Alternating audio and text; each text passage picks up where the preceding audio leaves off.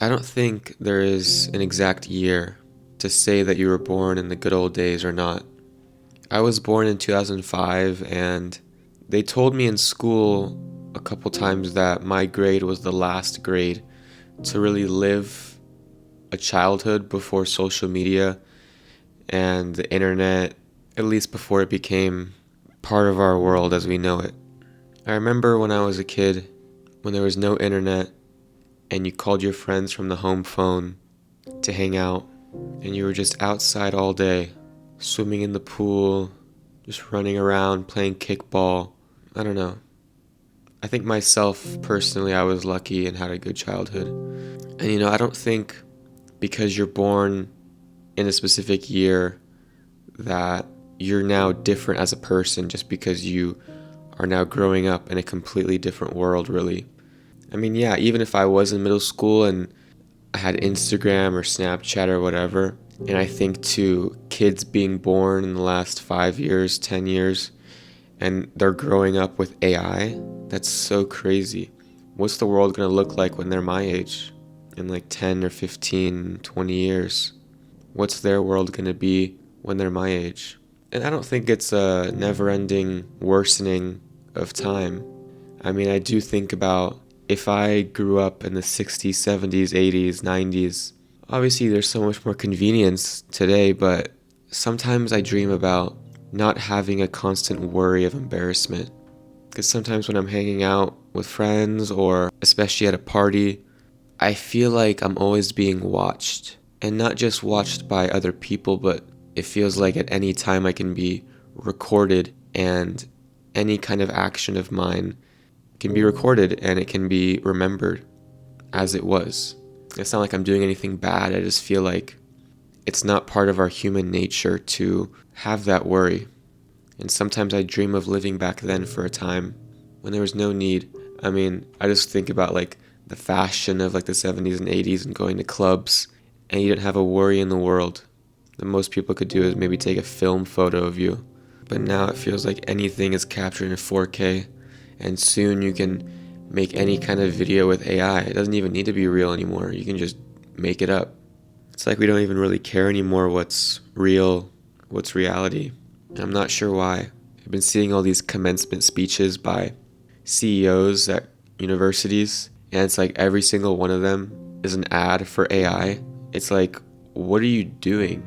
Like, you're literally advertising not a specific product, but you're advertising the use of it and like playing music made by AI. It's like, what is going on? Is it really all to make money? Do you really need that much money?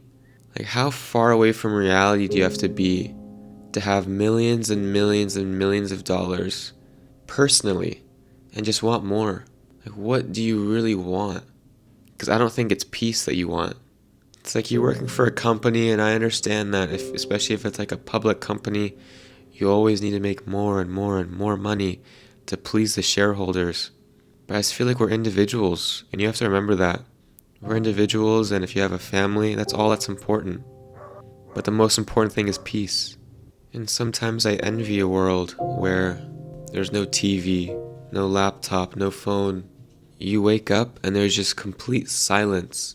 You hear the birds, the trees, the planes, your steps. There's just absolute peace and calm and a low heart rate. And you're just completely living in reality in this world. And time goes by slower that way. I don't want to live in that world.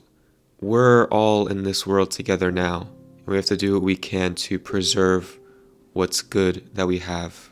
But sometimes I'm maybe nostalgic of my childhood, or just dreaming of a different world, how people lived before I was born.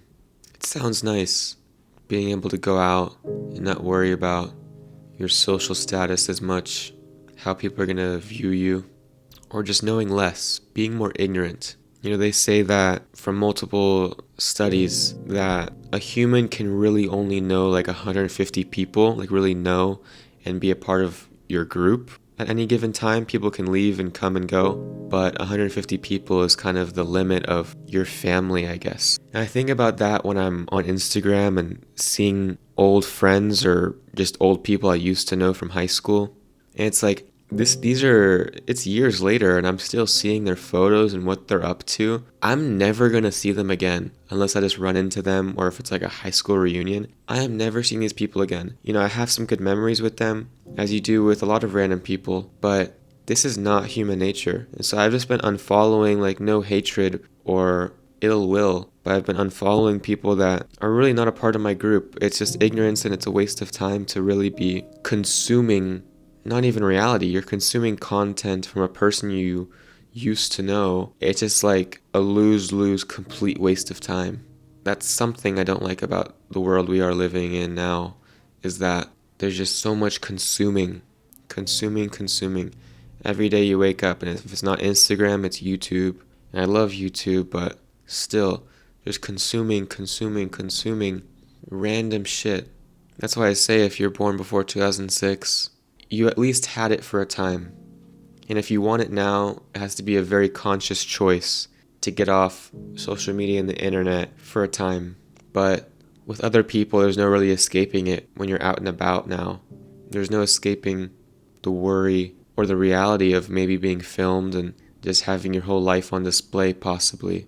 Random moments. And it's sad. It's really inescapable. But each moment as it is, thank you for listening. Jeremy out.